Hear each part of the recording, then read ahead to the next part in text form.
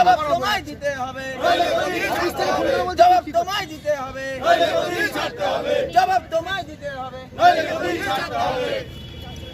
দুর্নীতির প্রতিবাদ করতে গিয়ে হামলা হলো কেন? পুলিশ প্রশাসন জবাব দাও, জবাব তোমায় দিতে হবে। এই তৃণমূলের দুর্নীতির ওপর দুর্নীতির দিয়ে পড়েনি। এর প্রতিবাদ করতে গিয়ে দুষ্কৃতির দ্বারা তৃণমূলের দুষ্কৃতির দ্বারাই আক্রমণ হয়েছে, হামলা হয়েছে।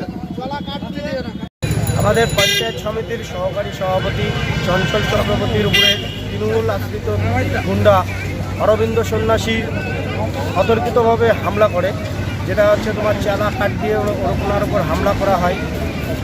এই হামলাটা করেছে হচ্ছে ওখানকার যে তৃণমূলের প্রাক্তন প্রধান অরবিন্দ সন্ন্যাসী।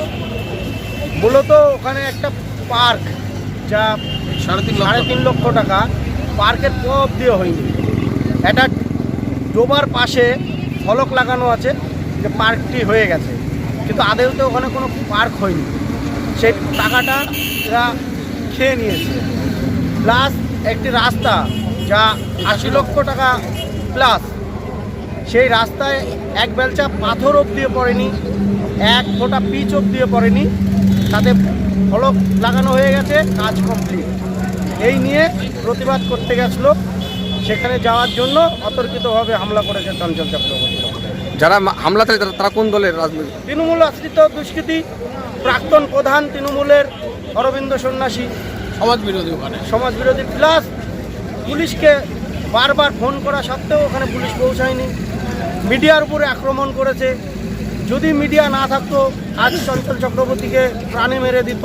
মিডিয়ার উপর এর প্রতিবাদে আজকে আপনারা কি করলেন? এখন পথ অবরোধ করলাম। কি দাবি এখন মূলত?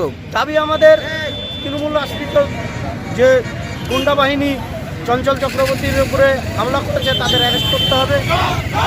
আপনার নাম পরিচয়?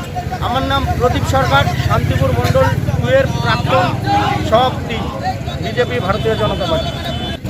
জবাব দাও, জবাব চাই, জবাব তোমায় দিতে হবে, জবাব তোমায় দিতে হবে, জবাব